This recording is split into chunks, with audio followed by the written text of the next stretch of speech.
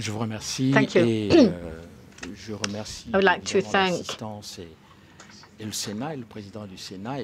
the audience, the Senate, the Speaker of the Senate, upon whom a lot of pressure was exerted, so I could not speak before you today. For me, it's a victory of democracy because I read horrible things in the press, that I was a negationist, that I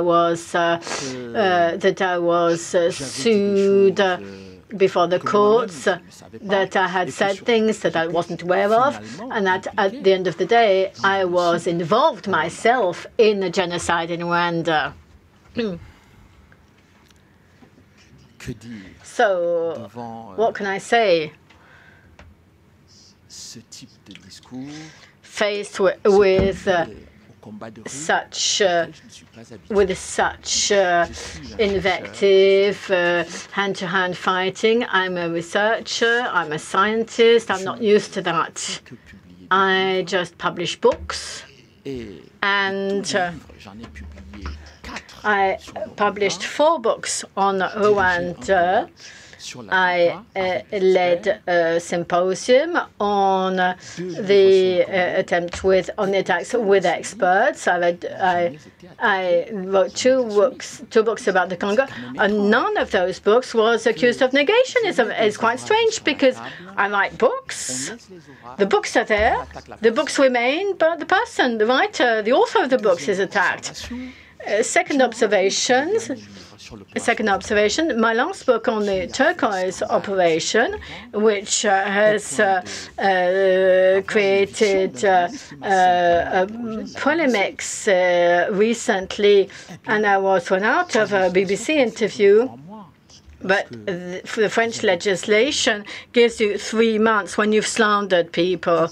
When there is a libel action, 3 months is over. I would like to thank my publisher who was in the room and who had the courage to publish a book which is judged by some to be negationist on the basis of a controversial hypothesis. We don't know when the hypothesis became controversial. The title of my PhD thesis in Lyon is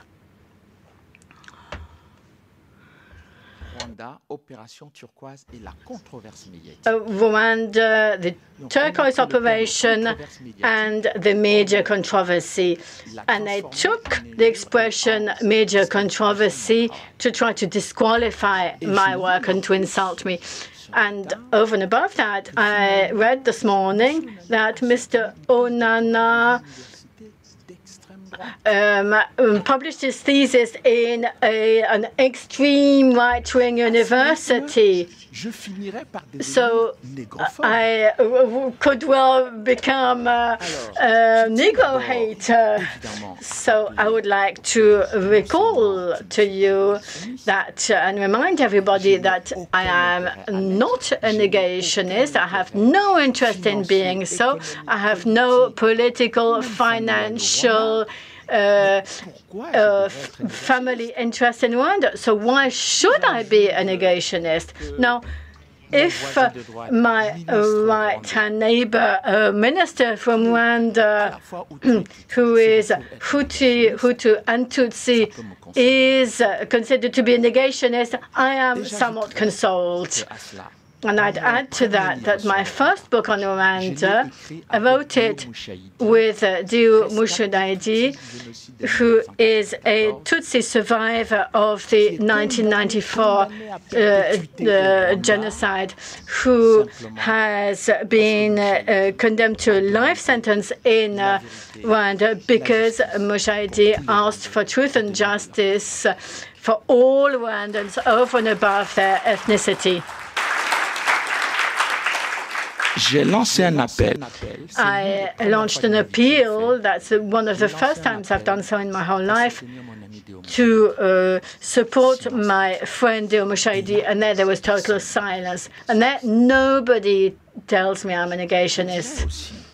I would also like to say that I understand full well those attacks that are concentrated on me, attacks against me.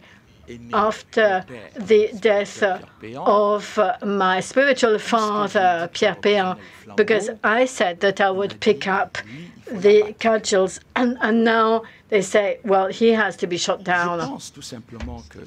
And I just believe that what I'm doing through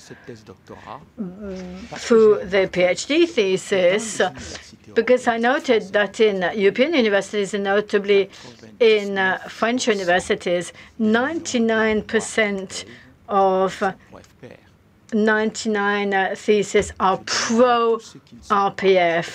And I would like all people are open-minded and not obtuse to read those PhD theses, and they will be surprised by the ideological background to those works. Now, I said to myself, after all those attacks against the turquoise operation, we had to look at what was said, what underlined those accusations. But my problem was, it's a smaller introduction, but I have to go through with it. I base myself on a simple scientific assumption. I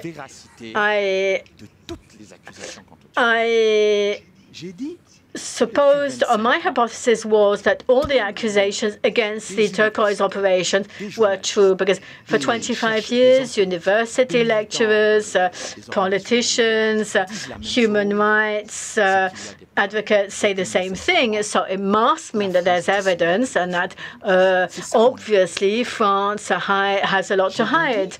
That was my basic assumption. So I thought, well, we need specific evidence that shows that there were arms deliveries, that genocide perpetrators were exfiltrated. I have to find those elements.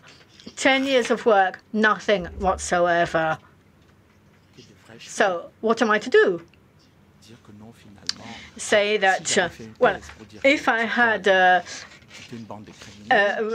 if I had drafted a PhD thesis saying that that turquoise was a bunch of criminals, I would be on all TV stations. Now I must say that my detractors stimulated me.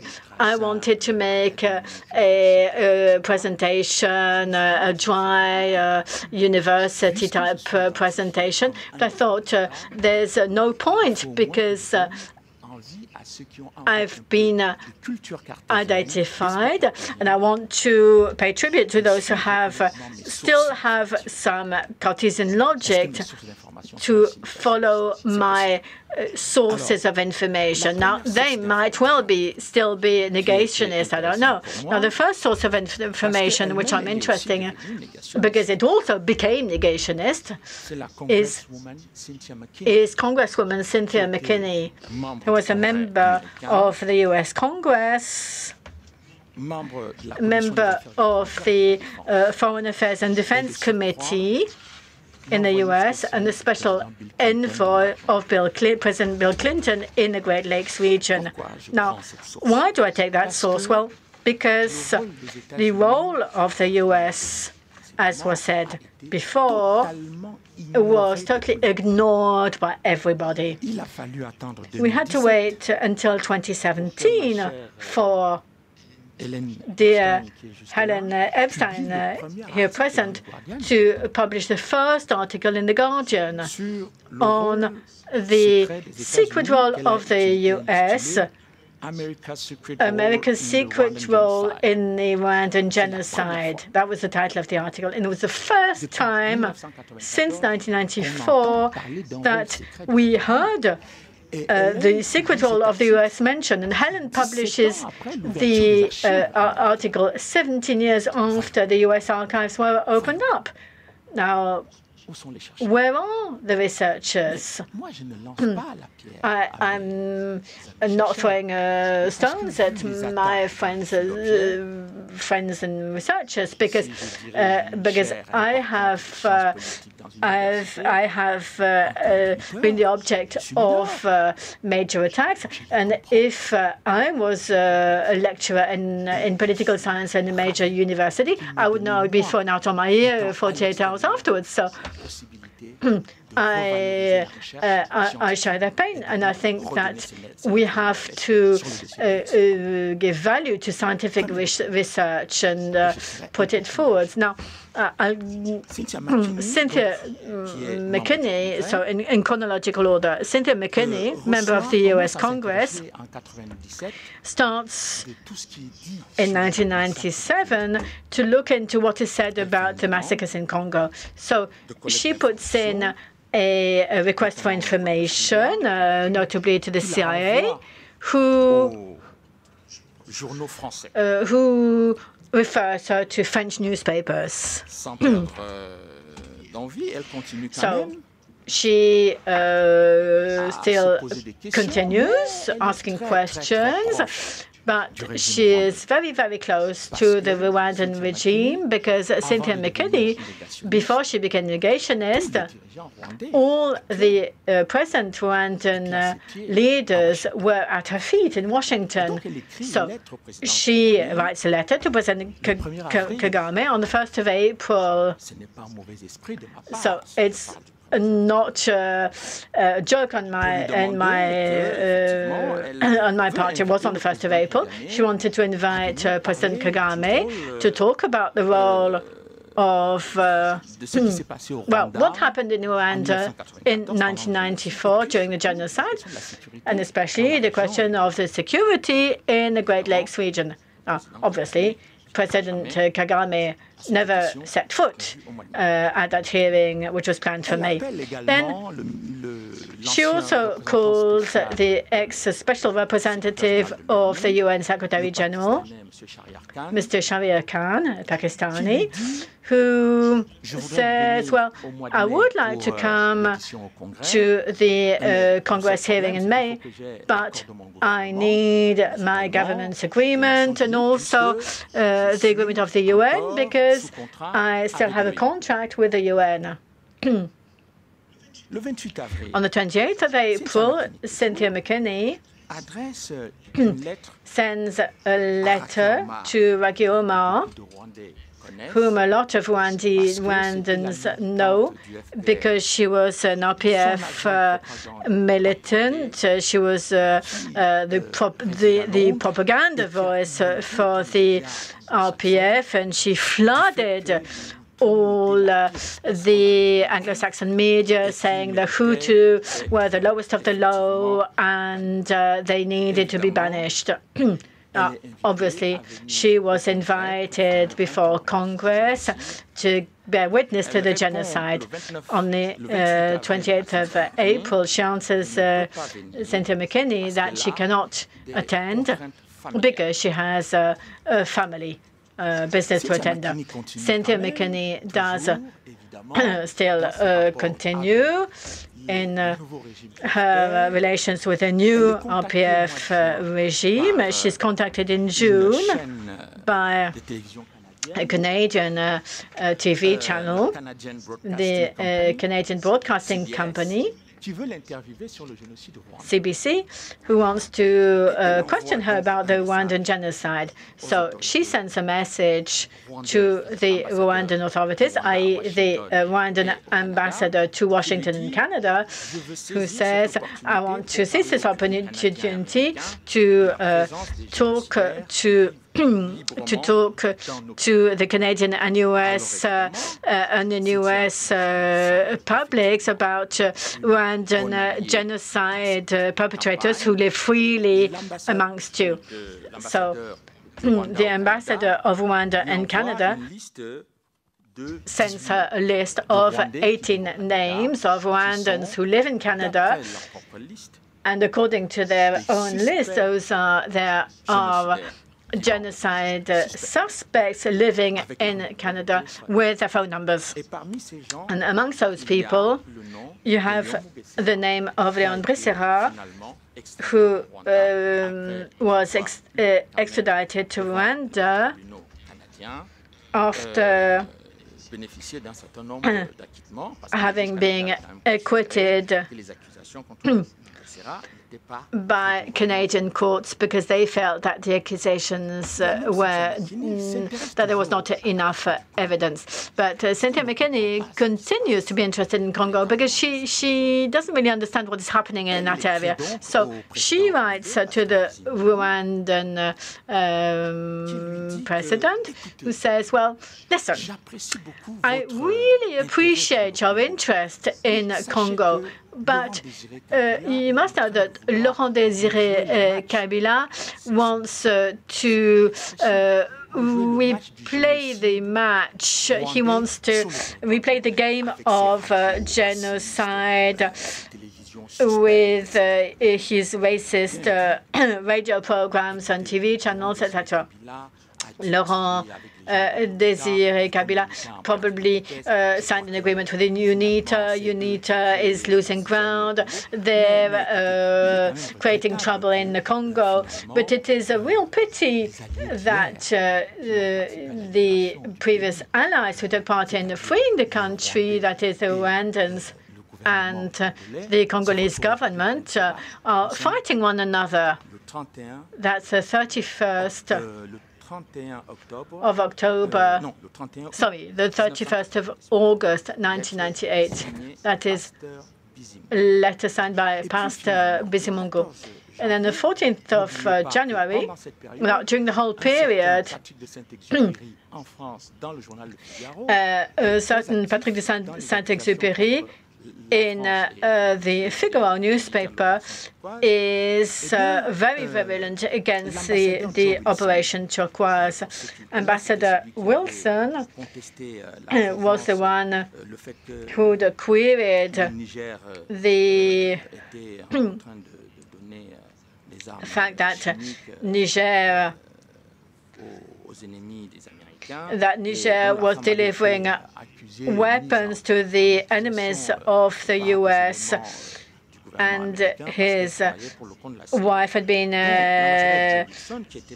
indicted as a supporter of the American government because she allegedly worked for the CIA. And the special assistant to President Clinton sent a letter to Mrs. Cynthia saying that they support the work of the congressman and to improve U.S. policies in the Great Lakes region. And then they remind her, because Patrick de Saint-Exupéry at that time publishes articles in the Figaro saying that France delivered weapons to the genocide perpetrators at that time in eastern Congo. Then the special envoy of the president says, well, if the French delivered weapons to Goma, to the Interahamwe, it's important to know how the French did so.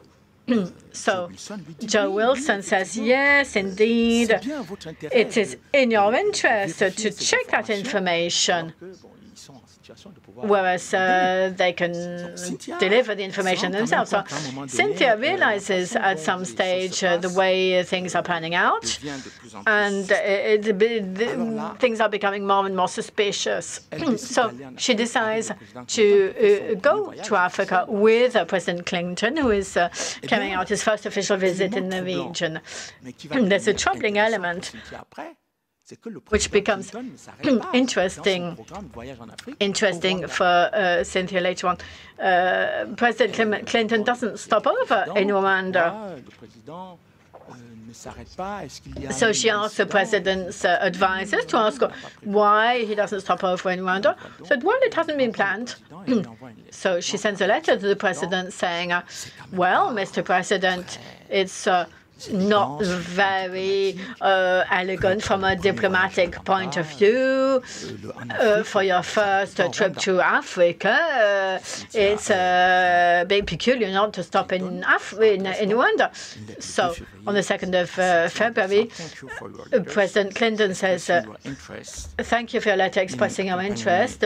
On my trip to Africa and suggesting that I include a stop in Rwanda on my itinerary. Donc, je vous remercie de m'avoir accompagné en Afrique, m'avoir suggéré de m'arrêter au Rwanda. So how is it that the U.S. refuses to stop over in Rwanda, who has undergone major crimes, whereas President Clinton knows full well that it has been terrible for Rwanda, and Cynthia feels that it is a troubling episode. Now, there's another major element in the close relationship with the leaders in Kigali. Kigali launches a whole campaign saying that the UN abandoned the Rwandan people, that it didn't want to defend the Tutsis, victims of genocide. And they decide on a hearing at the Committee for Foreign Affairs on who is going to cry at her feet and congratulate her on what is done. It is the Mrs. Mushika who is now at the head of the Francophonie organization. She gives a press conference on Capitol Hill. So when Cynthia comes to understand what is happening, Cynthia is said to be a negationist. In 1999, Cynthia decides to go to Congo to see what is happening. She meets political personalities, the main politicians. And on 31st of August, 1999, she writes a letter to President Bill Clinton. And what does she say? And that's really important, because Cynthia is an influential member of Congress, a member of the Black Caucus. That is why she's feted by Paul Kagame and others. And she was also very close to the president. That's what she writes to the president. Mr. President, I've just come from the DRC, where I met a number of people, and I have to tell you that the crimes that were committed in the Democratic Republic of Congo were committed with the help and the support of your government. Mr. President, everywhere, all over the place, people are whispering that, but they're too polite to say it out loud. And that is the end of the close relation between Cynthia McKinney and President Clinton. But before that, she does the last thing. In the year 2000, she decides to organize a hearing before the House of Representatives on the plane crash that gave rise to the massacres, and a number of personalities. There is Jean-Pierre Mugabe, a member of the RPF, and the accusations against Kagame come in thick and fast, and that commission is considered to be the major challenge that Cynthia brought before the U.S. Congress, and that led to her leaving Congress. Regarding the assassination of April the 6th, which is, of course, the purpose of my first book about Rwanda, at that time, I did not elaborate on that because of genocide. I'm not a specialist of genocide. I am an expert in politics, and I mainly deal with politics there. the politician strategies, for example, so genocide is not my main subject. And I don't know why people want to focus upon genocide. The title of my first book was about the secret of the Rwandan genocide. I just wanted to understand what's happening behind the scene. President Kagame lodged a complaint against me before the chamber with the Rwandan state. My family was scared, my friends were scared, panic-stricken because of that complaint from the President of the Republic, and on top of that, the state lodged a complaint against me, but that was not, that wasn't fair. So what happened? That regarding President Kagame, talking about this rebellion, the RPF, since I talked about the RPF, that was, let's say, the fact that I tried to target the RPF, but I was not talking about that. So I was prepared, of course, I braced myself in order to do something vis-à-vis the President of the Republic, and I tried to gather all the evidence. Pierre Péan was there. Pierre Marchal, Colonel Pierre Marchal attended the meeting. 2 days before the trial, I received a letter from the lawyer of Mr. Kagame's lawyer. He told me, well, I would like to read the letter, if you don't mind. This is the lawyer's letter. And Paul Kagame's lawyer, maybe you know him, Maître Xavier Fléchier. What he said, Mr. Paul Kagame and the state, and normally your approach is a slanderous approach because of what was published in your book, Secrets of the Rwandan Genocide, an investigation about the mysteries around the President Kagame, a book published by Mr. Onana. So with the state and the President, by virtue of Articles 394 of the Code, they will withdraw from this issue before the chamber. Of course, regarding my lawyer, that was a failure, but I'm not so happy. Why? Because we were unable to give evidence about the fact that Kagame did order the shooting down of the airplane. I decided to organize a meeting in Paris about the same topic, for example, about the following item, silence upon this assassination. And then I tried to move away, and I thought, well, why? I'm unable to go further, so I'm trying to do something, especially regarding the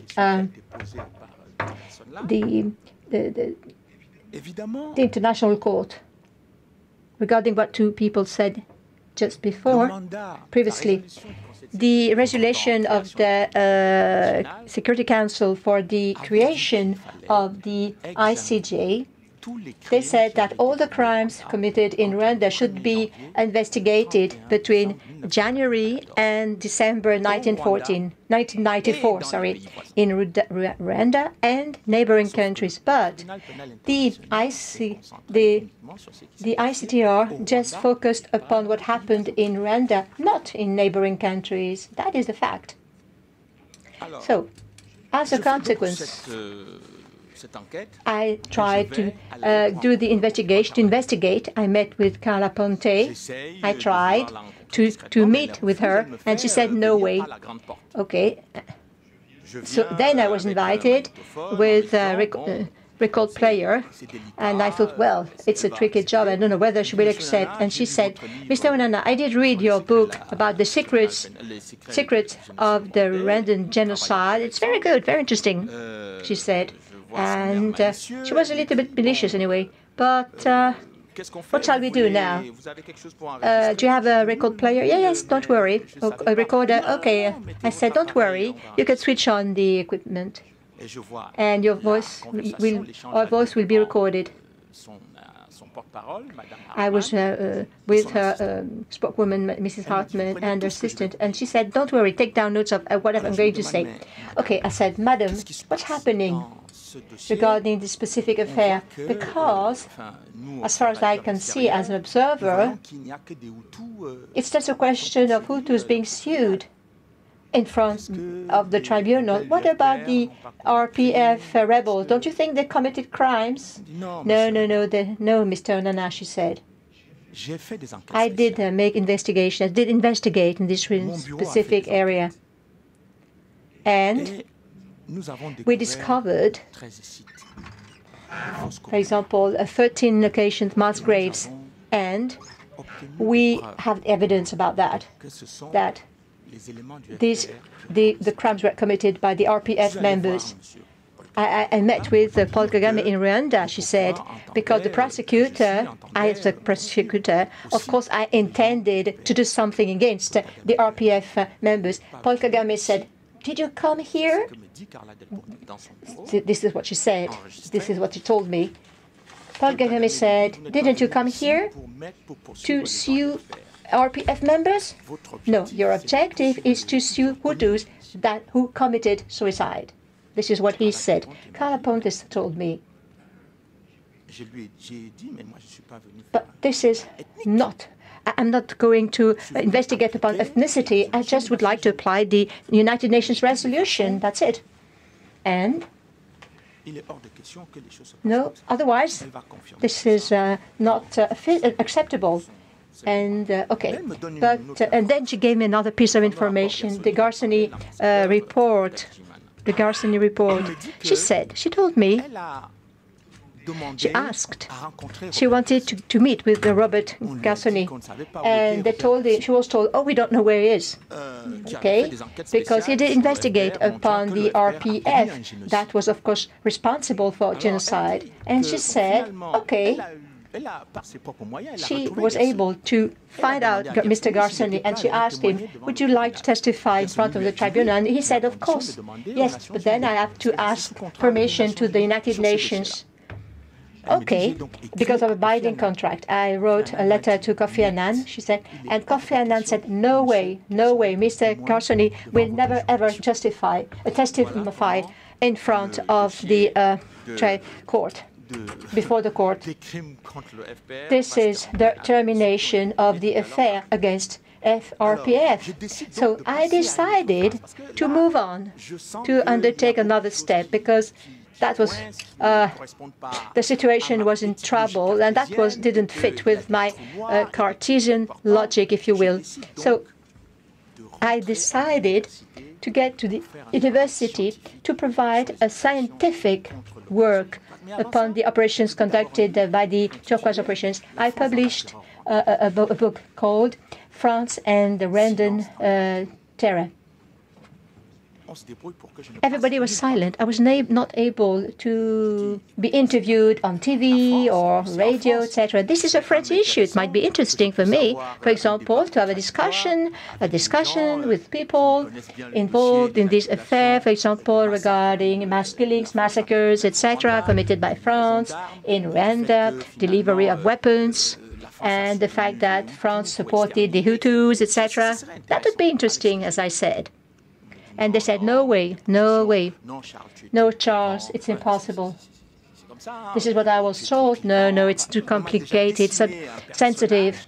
So, no, they said, "I'm susceptible, so it's impossible." Okay, but I'm a researcher. And I said, okay. I decided to do the job at the university, and so I tried to investigate regarding the documents of the Security Council. And now you will understand why our senators did suffer, because everybody has the possibility to have the floor except for Mr. Onana. But regarding the Turquoise operation, which was decided by the United Nations, as far as I know, but what happened at the Security Council during those 2 months of massacres and mass killings, I'm not talking about that, but I believe that They said that France tried, of course, to do something before the Security Council to be allowed to conduct the operations, military operations. Because regarding what was happening in Rwanda, I was trying to investigate in the press, etc. I didn't find anything about the Security Council authorization. They just said, well, the United Nations did fail in rescuing the population. I said, why? Okay, why did they fail in rescuing the Rwandan population? What about the action undertaken at the Security Council that led to this type of inertia from the United Nations? I discovered the first document, the letters of the RPF at the Security Council. The first letter, by the way, regarding Ambassador Sunen, on April the 12th, he was ensuring the follow-up of the events in Kigali, and the Silverback operation was the Belgian operation with the Amaryllis operation, etc., in order for the evacuation of their nationals. This is important. Why? Because it is the first time just after the mass killings, it was the first time that international forces would meet in Kigali in order to interrupt the massacres. General Dallaire requested the governments of the three countries to deploy their soldiers for the evacuation of nationals in order to put an end to the mass killings and then to the fighting between the Kagame troops and the governmental troops. Paul Kagame said the foreign troops have to leave. They have just 24 hours to leave. Am I lying, Mr. Ambassador? No. Okay. Right? Because he was in Kigali at that time. Next, second letter, a letter from General Dallaire. He sent a letter to the RPF and said, to the chairman of the RPF, I would like to inform you, sir, that small caliber weapons have been used, and this is a major concern for the MINUSMA forces because there might be some reprisals, and there are shootings due to your groups located not far from the MINUSMA position. So this is not what I was looking for. As a consequence, I'm asking you to undertake action in order to take action in order to avoid those problems of weapons being targeted at the military staff. General Dallaire, what did he expect? He expected the officers of the MINUSMA not to be exposed, of course, regarding this fighting opposing the two forces. Because, can you imagine, the liaison officers, if they disappear, it might be complicated in order to get a ceasefire. This letter, was dated April 22nd. General Dallaire sent another letter on April 25th to Paul Kagame, and he said,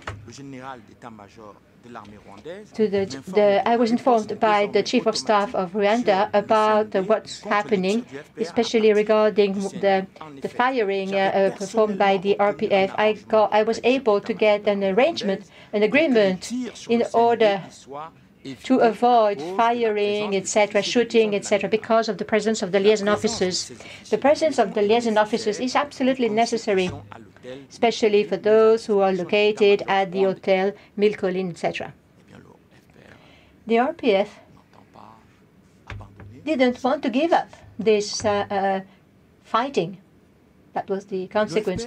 The RPF made a statement on April the 27th, and they were denying, of course, the temporary provisional government, and the RPF expected the international arena not to recognize, to accept this new temporary government. And the United Nations acknowledged the fact that regardless of the defects of a temporary government, they relied upon the legal basis anyway for their existence. That was accepted by the Belgian government, the French government, in order to be authorized for the evacuation of their nationals. Am I right, Mr. Ambassador? Okay. So, second document, which is another document which is also very much important, a letter sent by the RPF on April the 26th to the Chairman, to Colin Ketty, President of the Security Council. He said, there is a genocide in Rwanda, and the RPF is surprised by the silence from the international arena because of this genocide perpetrated against a part of the population. The day after, there was a new statement. France acknowledged the perpetrators of genocide, while the EU is not fully involved. So, France recognized this genocidal approach because Mr. Bichaka, the Minister of Foreign Affairs, was invited at the Ministry of Foreign Affairs, but he was never met with the Prime Minister, the Minister of Foreign Affairs, or the President of the Republic. Jerome Bichaka was badly considered by the RPF. So, Mr. Jerome Bichaka was acquitted in front of the tribunal, ICTR. He is free, totally free at the present time. Now, regarding the document of April the 30th, which is of course very much important, and I was shocked by that document. You remember that the RPF said that they recognized that there was a genocide. They sent a letter of 6 pages signed by Mr. Gaïma and Claude Saidi at the Security Council. In this letter, RPF stated that RPF is opposed to any intervention by the United Nations forces and will not cooperate with the United Nations forces. Why? I wondered why. Because of there is a genocide. The RPF denounces it at the Security Council, but they don't want any cooperation with the United Nations forces intervention.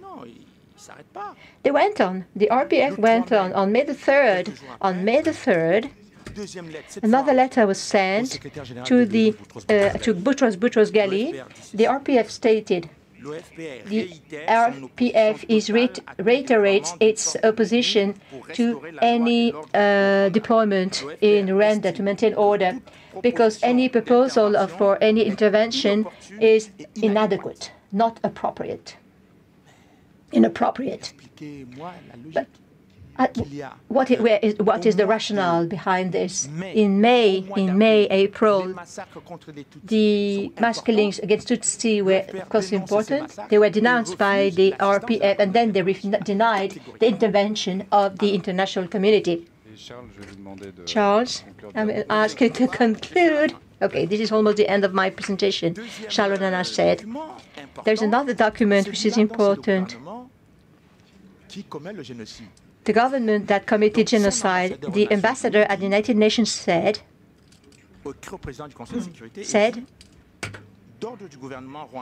I would like to draw your attention about the necessity to envisage an action, immediate action, to put an end to the fighting, because that leads to victims, etc.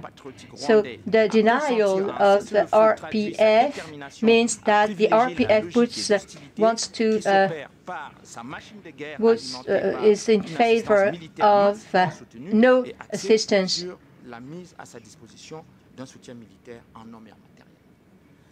So the government, the pro-temporary government, which was a genocidal government, requested the support from the international community. We are surprised by this, all this. Two U.S. senators, Paul Simon and Mr. Jefford, sent a letter to President Clinton and said an intervention is necessary. And the government said, no way. Why? And that will be the end of my presentation. What happened exactly? The U.S. didn't want to intervene. The UN didn't want to intervene. Not because of this type of inertia prevailing in Rwanda, but since April, Mr. Willy Klaas, the Minister of Foreign Affairs in Belgium, sent a message. He was asking for the withdrawal of the troops, Belgian troops that were killed. And he said in his that there was a military superiority regarding the two opposing parties. And this is what they wanted to maintain until the end. Why? Because if you accept a multinational force to intervene on the spot, both parties will have to negotiate in order to apply the Arusha agreements. Maintain, leave it as it is. For example, the RPF, of course, at the end of the day, would have been the winner of that, and then they would forget about the Arusha arrangement agreements. This is the job I try to do. It is the reason why I am someone who cannot be accepted. Thank you so much for listening to me, ladies and gentlemen. But I am a scientist, okay? This is a scientific approach. I published a book of 600 pages. And I expect this book to be called into question with all different types of evidence. Thank you for your attention.